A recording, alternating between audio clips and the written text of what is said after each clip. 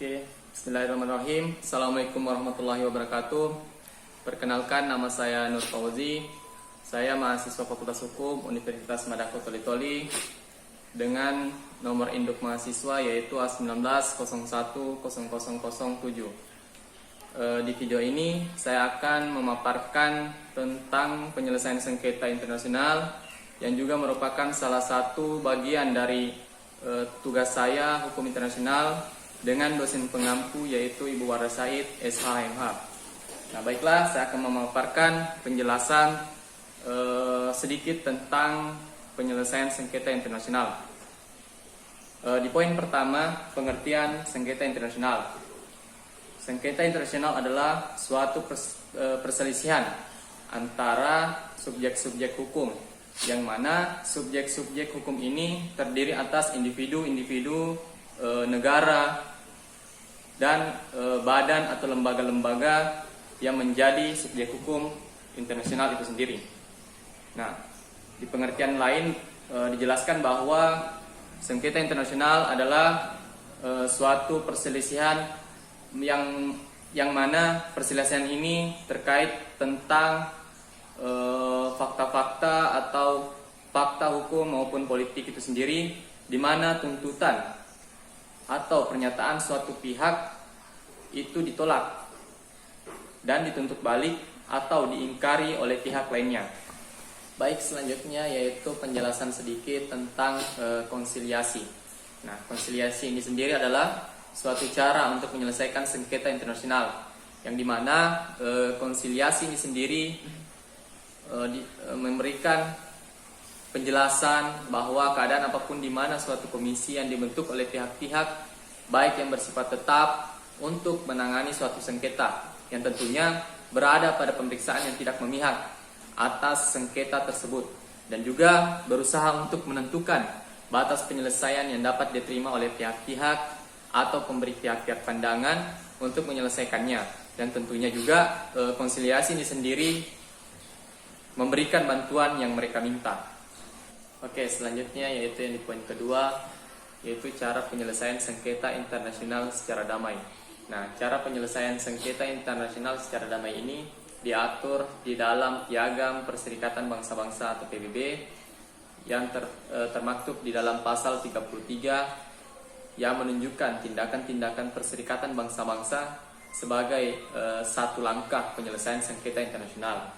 Nah, tentunya di dalam Piagam Perserikatan Bangsa-Bangsa yang termaktub di dalam pasal 33 ini mempunyai 3 alternatif yang dapat ditempuh dalam penyelesaian sengketa internasional secara damai, yaitu yang pertama, mengajak pihak-pihak yang bersengketa agar menerima syarat penyelesaian-penyelesaian yang diajukan untuk mereka oleh pihak ketiga, misalnya melalui arbitrase atau lewat pengadilan.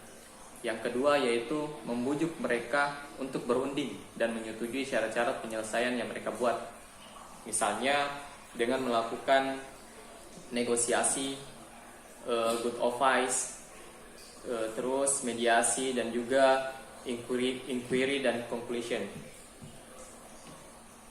Yang selanjutnya yaitu yang ketiga, yaitu cara damai melalui organisasi-organisasi internasional, baik itu internasional regional ataupun dengan cara lain menurut pilihan para pihak itu sendiri. Yang selanjutnya yaitu cara damai melalui organisasi-organisasi internasional regional atau dengan cara lain menurut pilihan para pihak sendiri. Nah, cara damai melalui organisasi-organisasi internasional regional ini terbagi atas 3 cara. Yang pertama yaitu arbitrase dan judicial settlement atau penyelesaian secara hukum. Nah, penyelesaian sengketa dengan cara ini mempunyai hubungan yang sangat erat kaitannya, sebab seorang arbitrator atau biasa kita analogikan sebagai wasit itu adalah seorang hakim. Nah, hanya perbedaannya seorang hakim dari pengadilan tetap adalah mereka yang dipilih dari pihak-pihak yang berselisih. Selanjutnya yaitu penyelesaian secara hukum atau judicial settlement. Nah, ini kadang-kadang juga disebut sebagai adjudication. Maksudnya adalah bahwa arbitrase internasional bertujuan menyelesaikan perselisihan baik itu perselisihan antar negara-negara oleh hakim-hakim yang mereka pilih sendiri dan atas dasar penghormatan pada hukum. Nah, selanjutnya yaitu penyelesaian sengketa. Nah, penyelesaian sengketa ini mempunyai 6 cara atau 6 tahapan. Yang pertama yaitu negosiasi atau perundingan.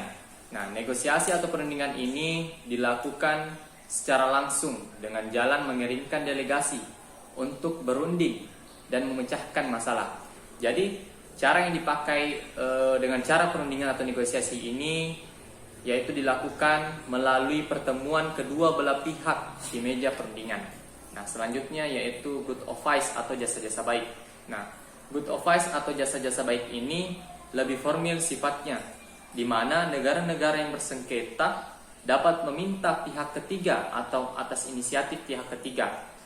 Nah, untuk memberikan saran atau nasihat yang pihak ketiga tadi, serta ikut serta berbicara mengemukakan kemungkinan-kemungkinan penyelesaiannya. Jadi mereka melakukan yang namanya pertemuan sehingga menghasilkan yang namanya penyelesaian di situ. Nah, ini juga diatur di dalam pasal 6 Konvensi Den Haag pada tahun 1907. Selanjutnya yaitu mediasi atau perantaraan. Nah, mediasi atau perantaraan ini mengandung maksud bahwa suatu cara penyelesaian sengketa yang dilakukan atas jasa-jasa baik pihak ketiga. Nah, selanjutnya yaitu inquiry atau penyelidikan. Nah, penyelidikan atau inquiry ini adalah cara penyelesaian perselisihan pendapat, baik itu mengenai suatu kenyataan, suatu keperluan penyelidikan ini tentunya juga dibentuk dalam suatu panitia pencari keterangan. Nah, selanjutnya yaitu conciliation atau konsilasi, atau juga biasa disebut sebagai perujukan kembali. Nah, ini merupakan perkembangan lebih lanjut dari lembaga inquiry. Yang tadinya inquiry ini menjelaskan bahwa perselisihan pendapat mengenai suatu kenyataan, kemudian dipaparkan lebih lanjut di conclusion bahwa perbedaan pokoknya ialah bahwa dalam proses konsiliasi, selain penyelidikan terhadap pokok persengketaan, masih terdapat wewenang untuk memberikan rekomendasi tentang cara-cara penyelesaian sengketa. Nah, yang keenam atau yang terakhir di poin kedua ini dijelaskan tentang penyelesaian melalui peradilan. Nah, penyelesaian melalui peradilan ini juga biasa disebut sebagai judicial settlement. Nah, penyelesaian sengketa internasional ini dilakukan melalui peradilan. Biasanya dilaksanakan bila mana cara lainnya itu tidak berhasil. Nah, penyelesaian melalui peradilan ini dapat dibagi menjadi dua. Yang pertama yaitu peradilan internasional permanen dan juga pengadilan internasional ad hoc. Nah, pengadilan internasional permanen ini contohnya seperti Permanent Court of International of Justice atau PJIJ. Yang kedua yaitu pengadilan internasional ad hoc. Contohnya seperti pengadilan internasional ini terbagi atas dua contohnya. Yang pertama yaitu Mahkamah Internasional dan juga Mahkamah Pidana Internasional. Selanjutnya yaitu di poin ketiga yaitu cara damai melalui organisasi-organisasi regional atau dengan cara lain menurut pilihan para pihak sendiri.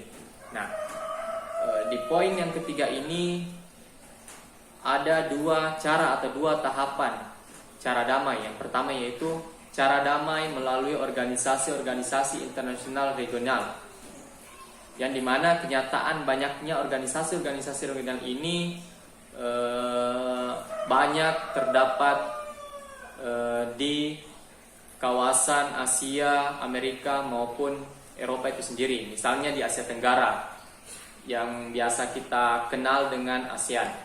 Nah, yang kedua yaitu cara damai menurut pilihan para pihak sendiri. Nah, cara ini dilakukan dengan cara penyelesaian sengketanya ini benar-benar tergantung pada pilihan dan kecocokan para pihak. Dan juga di sini dijelaskan bahwa ada kemiripan dengan negosiasi, tetapi ada juga perbedaan pengertian dan bisa bervariasi. Oke, selanjutnya di poin ketiga yaitu penyelesaian sengketa dengan tindakan kekerasan.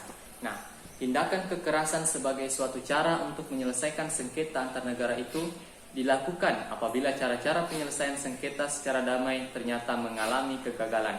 Nah, ternyata cara-cara ini masih diterapkan atau diikuti oleh Perserikatan Bangsa-Bangsa. Bisa kita lihat dari tindakan-tindakan yang diambil untuk mempertahankan perdamaian dan keamanan, meskipun tindakan itu hanya diambil dalam keadaan terpaksa sebagai jalan terakhir. Menurut pasal 34 Piagam Perserikatan Bangsa-Bangsa ada 5 poin-poin penting yang dijelaskan di dalam pasal 34 Piagam Perserikatan Bangsa-Bangsa ini. Yang pertama yaitu perang dan tindakan bersenjata non-perang. Keseluruhan tujuan dari perang adalah untuk menaklukkan negara lawan dan untuk membebankan syarat-syarat penyelesaian di mana negara yang ditaklukkan itu tidak memiliki alternatif lain selain mematuhinya. Selanjutnya yaitu yang kedua yaitu retorsi atau retorsion. Nah, retorsi adalah tindakan balas dendam secara halus untuk membalas tindakan negara lain yang dianggap merugikan. Yang ketiga yaitu tindakan pembalasan atau reprisal. Nah, reprisal adalah kekerasan untuk membalas negara yang menimbulkan kerugian. Namun tindakan kekerasan ini tidak boleh melebihi dari kerugian yang diderita. Yang keempat yaitu blokade secara damai atau Pacific blokade. Nah, blokade secara damai adalah blokade yang dilakukan di masa damai untuk memaksa negara tersebut menyetujui permintaan negara pemblokirnya. Selanjutnya yaitu intervensi atau intervention. Nah, intervensi adalah tindakan kekerasan yang dilakukan oleh suatu negara untuk mencampuri urusan dalam negara-negara lain. Poin keempat, penyelesaian sengketa dengan tindakan kekerasan. Nah, penyelesaian sengketa dengan tindakan kekerasan ini terbagi atas 2 penyelesaian sengketa. Yang pertama yaitu penyelesaian sengketa dagang internasional dalam The World Trade Organization atau biasa disingkat dengan WTO. Nah, WTO ini merupakan satu-satunya organisasi internasional global yang berurusan dengan peraturan perdagangan antar negara. Intinya adalah kesepakatan WTO yang dinegosiasikan dan ditandatangani oleh sebagian besar negara-negara perdagangan dunia dan diratifikasi di parlemen mereka. Nah, tujuan didirikannya WTO atau The World Trade Organization ini yaitu untuk memastikan bahwa perdagangan mengalir dengan lancar dan dapat diprediksi dan leluasa.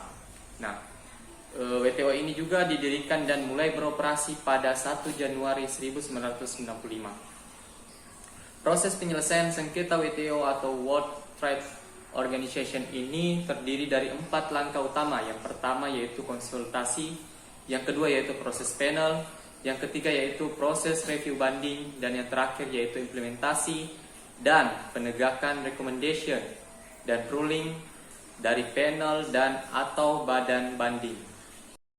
Oke, selanjutnya di poin kedua atau poin yang terakhir yaitu penyelesaian sengketa dagang internasional melalui The International Center for the Settlement of Investment Dispute atau ICSID. ICSID didirikan dengan The Convention on the Settlement of Investment Dispute between States and National of Other States 1965. ICSID sebagai salah satu institusi The World Bank Group didirikan guna memfasilitasi tidak hanya arbitrase, tapi juga konsiliasi sengketa mengenai investasi antar negara anggotanya dan perorangan serta perusahaan yang merupakan warga negara dari negara anggotanya yang lain, sebagaimana termaktub di dalam pasal 25 ayat 1 Konvensi ICSID. Oke, selanjutnya yaitu pusat kedudukannya terletak di Principal Office of the International Bank for Reconstruction and Development, Washington DC. Pasal 62 Konvensi ICSID menentukan bahwa proses dilaksanakan di tempat pusat kedudukan ICSID kecuali para pihak setuju sebaliknya. Dalam menyelesaikan sengketa investasi di ICSID dibentuk komisi konsiliasi atau pengadilan arbitrase untuk sengketa tertentu sesuai dengan ketentuan konvensi ICSID. Putusan dalam ICSID diberikan dalam bentuk award dan bila telah diterbitkan maka bersifat final dan mengikat para pihak serta hanya akan diterbitkan bila disetujui para pihak. Kesimpulan yang dapat saya petik dari materi tentang penyelesaian sengketa internasional yaitu hubungan antar negara yang melahirkan hukum internasional sangat banyak bermanfaat bagi negara-negara yang mengadakan hubungan internasional. Ternyata hukum internasional ini juga masih banyak dilanggar oleh negara-negara yang mengadakan hubungan internasional. Sengketa internasional dapat diselesaikan dengan cara damai, tetapi mirisnya masih ada negara-negara yang memilih jalan kekerasan.